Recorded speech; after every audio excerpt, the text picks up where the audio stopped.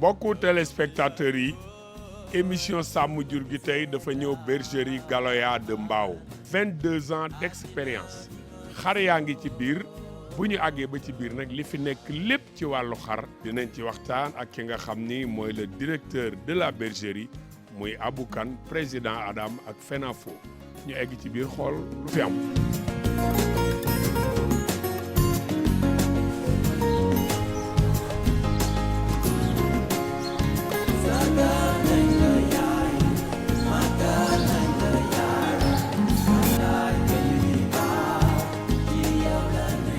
asalaamaaleykum waa Galoya na waa kër gi Abou il est là Abou na nga def ça va bien seet si nañ la comme ni ñu ko diggee woon tey ñu ngi bergerie Galoya Abou Kane mi ngi nii taxaw yaakaar naan lépp lu fi nekk dinañ ci war a mën a waxtaan ak moom mais li ñuy jëkkee mooy waxtaan ci wàllu bergerie Galoya ak taxawaayam. waaw bergerie Galoya moom comme ni ñuy wax rek bon on est là depuis 22 ans di def un travail de sélection et spécialisé dans la race Ladoum donc fu mu ne nii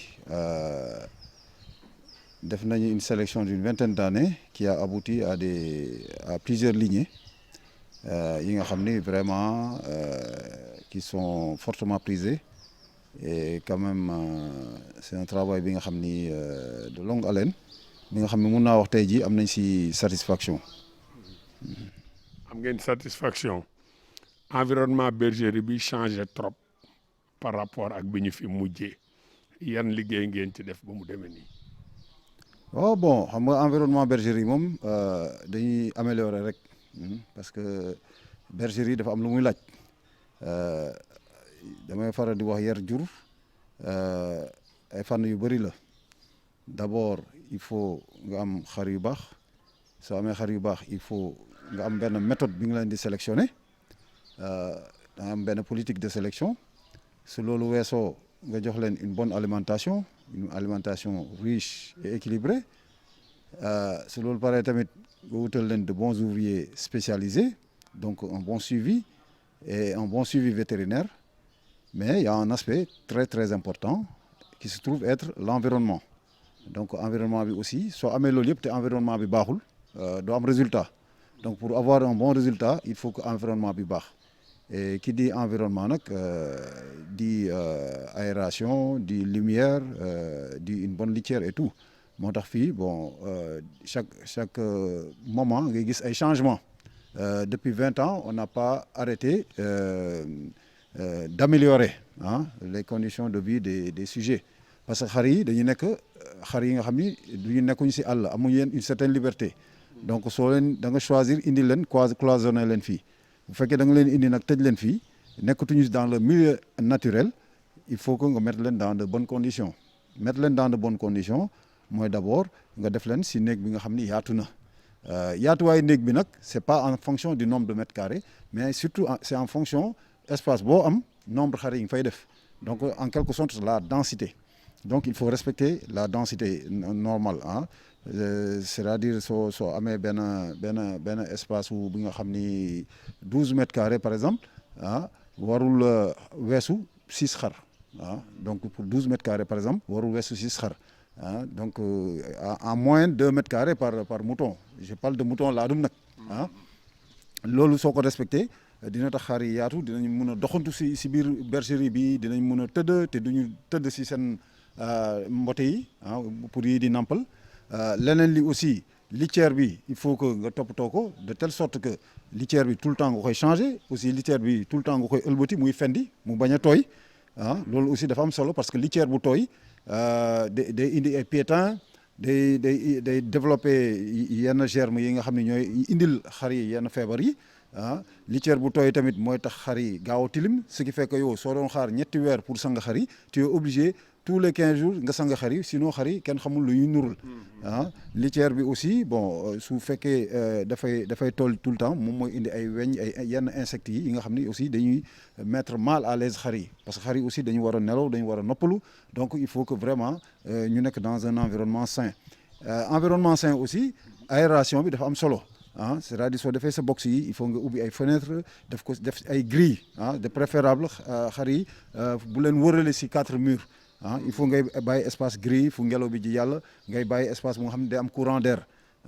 donc yooyu yëpp dafa am solo leneen li aussi xar yi dañuy soxla lumière donc il faut espace yi ubbeeku pour mu am lumière bu doy leneen li aussi murs yi aussi dafa war a set moo tax nga gis carrelage bi fi am carrelage bi c'est pas un luxe mais c'est une nécessité parce que mur bi ak carrelage bi lu mu liisee nii day tax du téye ay saleté donc day tout le temps lu si tag day wàcc day rot aussi ça te permet yow de temps en temps nga jël sa éponge def si omo eau de javel nettoyer donc mais su dul woon loolu xar yi dañuy waxatu si mur bi donc bu fekkee dañu am dara bàyyi feebar wala leneen dañ ko si bàyyi seen beneen morom su fa waxatuwee rek da koy am donc yooyu yëpp c'est des aspects yi nga xam ni ba si plafonniers yi dafa doon affaire yi nga xam ni utilité la du luxe plafonniers yi par exemple su tàngee ba yenn degré yi soo ko taalee da ngay gis xar yëpp dajaloo si suuf plafonniers yi ça veut dire qu'ils en ont besoin donc voilà en quelque sorte li waral ñuy changer environnement bi te leneen li aussi surtout mooy aussi une bergerie elle est fréquentée elle est souvent visitée visiteurs yi aussi il faut les mettre à l'aise visiteur bi su ñëwee fii day def 1 heure de temps 2 heures de temps ñenn ñi sax ils font une demi-journée wala yendu fii sax mais ñooñu il faut les mettre à l'aise il faut suñu ñëwee nga mën leen ñu mën a visiter calmement suñu visiter ba pare nga mën leen dalal ñu mën a naan café wala naan ataaya toog nekk à l'aise après continuer lu ñuy def donc yooyu yëpp ça fait partie des choses yi nga xam ni moom mooy tax nga am le maximum de rentabilité si biir bergerie.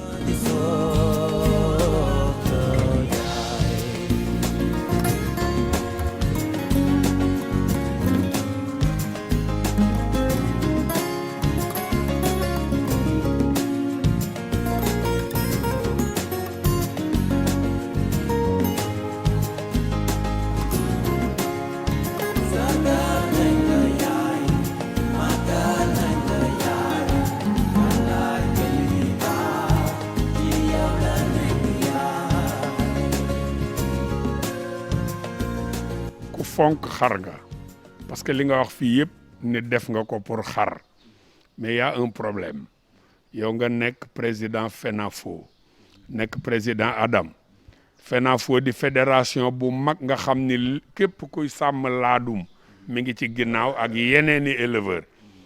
ñu gis ni ba léegi laadum bi kenn homologué wu ko pour ñu xam ni lii mooy race bi fii la juddoo.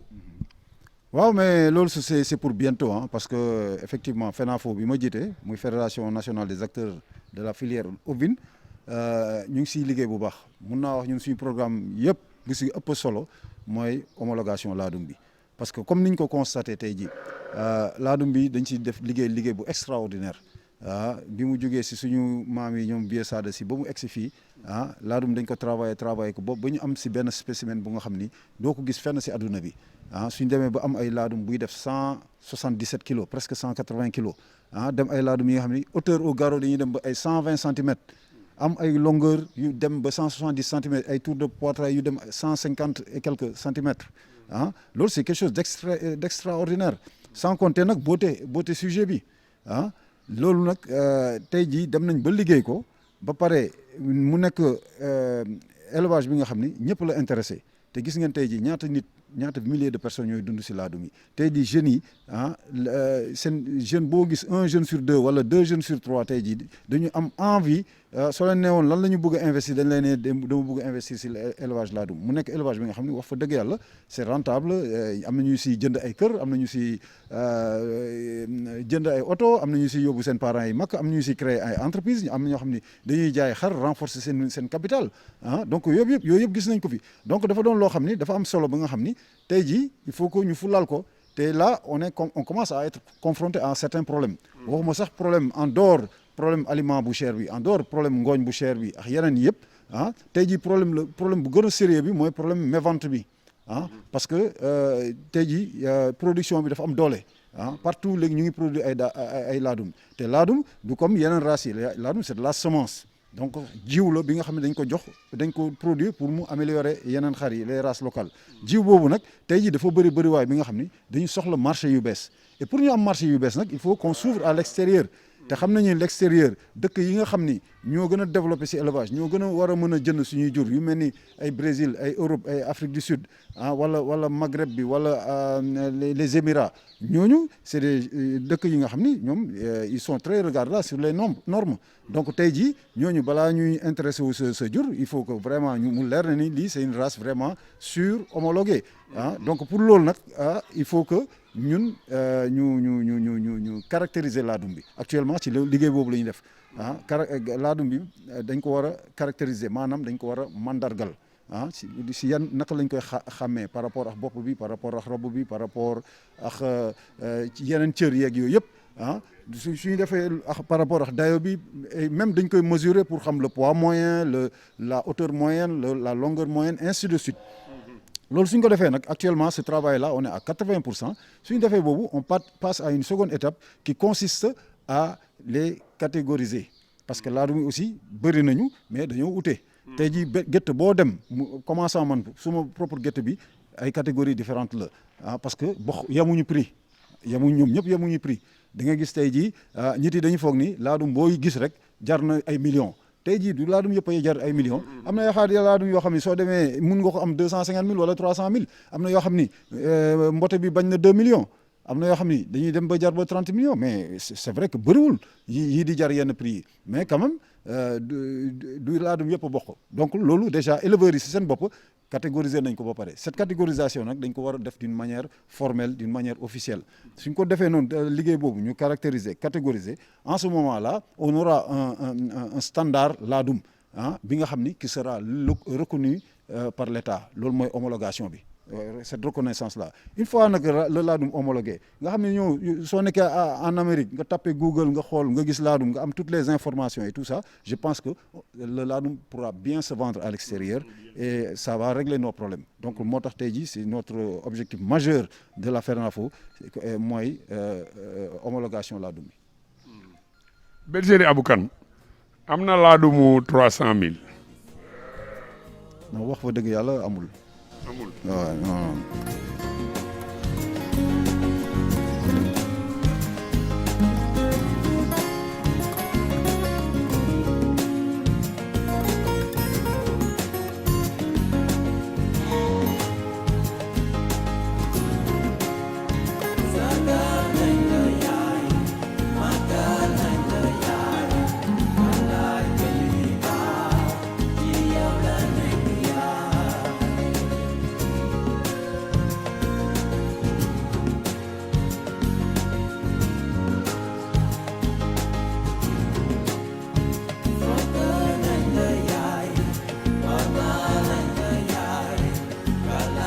bon Abou léegi dañuy dellu si waat ci waxtaan bi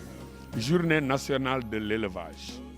nga xam ni chaque année mu am président de la république moo koy présider daaw defe naa amul ou bien 2 ans ngi nii amul fan ngeen ci toll. waaw journée nationale de l'élevage ren dina am incha allah daaw amul woon ndax mbas bi moo taxoon amul parce que période bu mu ñëwee mooy le 26 novembre c'est la date officielle période boobu mooy dafa coïncider woon daaw ak mbas mi di yéeg bon ren comme affaire bi calmé wu na tuuti président de la république décidé na ni dañ koy def donc ce sera le 27 novembre prochain incha allah à Daara ren nag Daara Jolof moo aye quoi donc mu doon journée bi nga xam ni vraiment journée bu rëy mun naa wax journée bu gën a am solo si en terme d'élevage ci Sénégal te en terme d'événement loolu du man maa ko wax ñi ñu bëri ñoo koy wax en dehors du 4 avril ñu ngi wax ni journée bu gën a rëy la bi président bi chef de l'État présidé Donc, vu l'ampleur de cette journée, vu le nombre de participants, parce qu'il y a des dizaines de milliers de personnes ñoo jóge partout du Sénégal ñu daje foofu te ki mu nekk journée boo xam ne journée audience président ak éleveurs yi la parce que suñu remonté journée bi naka la ñëwee bi président lijjantee Ranch Dolly bi nga xam ne dafa nekkoon si ay loxo privé mu récupéré ko delloowaat ko éleveurs yi daf ñu jox rendez-vous au Ranch de Dolly ñu am foofu audience ak moom waxtaan ak moom éleveurs yi remercier ko boobu la fa jóge mu décrété journée boobu journée nationale de l'élevage muy la journée du 26 novembre ren nag ñu ngi si suñu 7e édition journée donc la bi nga xam ni vraiment day am exposition day am rencontre de tous les éleveurs du Sénégal ak le chef de l'État mais également journée aussi de distinction la ci la ñuy distinguer les meilleurs éleveurs du Sénégal et ce sera cette année à Daara incha allah. Daara Jolof kon de fas yi dinañ fa war a am doole mais ñu gis ni les Gambiens ñoom ñu nga Banjul war a organiser seen salon de l'élevage foofa genre foire la mais au lieu ñu tudde ko Gambien wala keneen ñu tànn Abou Kane ci Afrique gi yëpp tudde ko loolu lan nga ci war a yëg ak lan moo tax ñoom ñu def loolu. waaw loolu dañ siy sant yàlla rek parce que suñ demee ba ñuy parce que man soo xoolee Sénégal fii moo dem koy tiitaroo dem si sant yàlla bu baax je suis le premier éleveur bi nga xam ni moom la ñu def parrain si salon de l'élevage fii si Sénégal parce que bu njëkk ba bon c'est des autorités politiques ak yooyu et administratives lañ doon def ay parrain mais si man la ñu dooree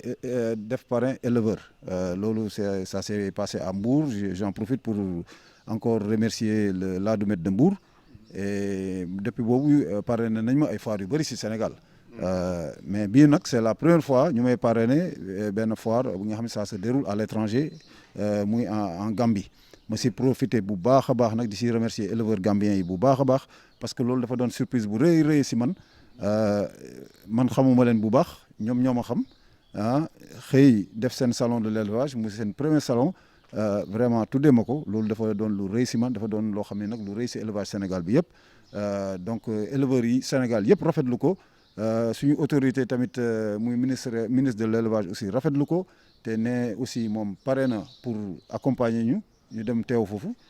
parce que bu ñu fàtte aussi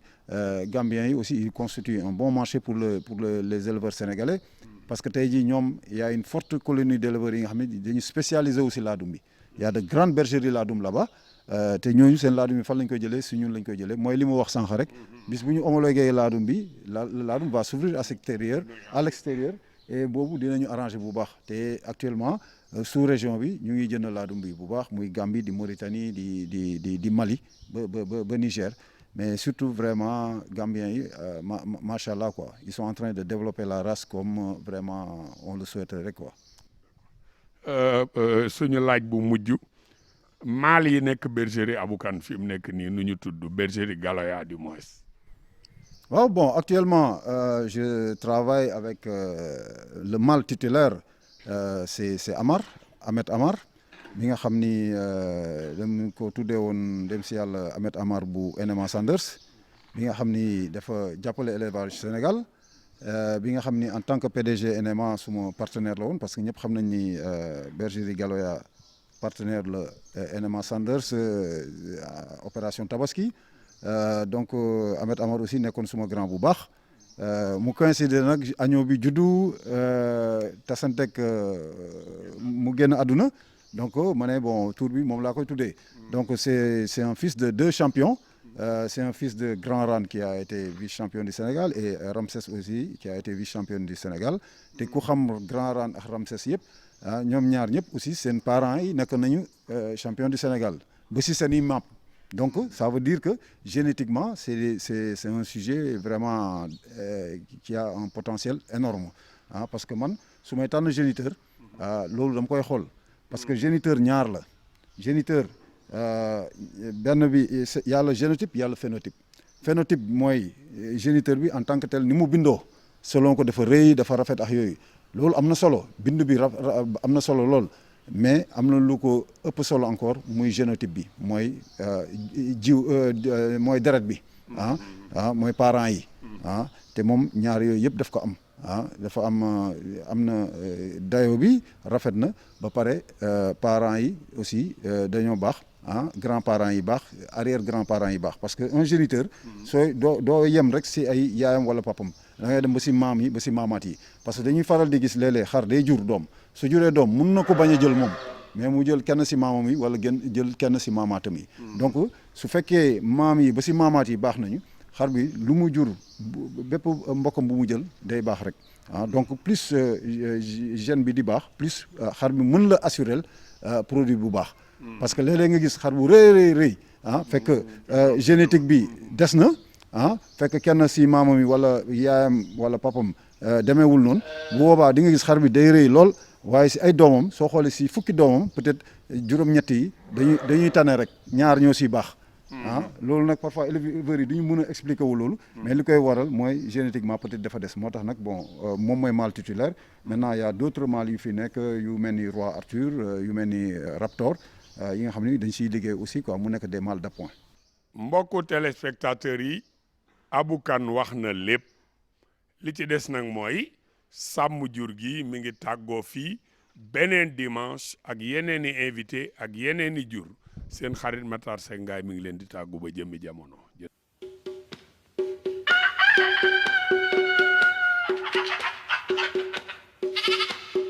Shabba-dubba-da, shabba-dubba-da.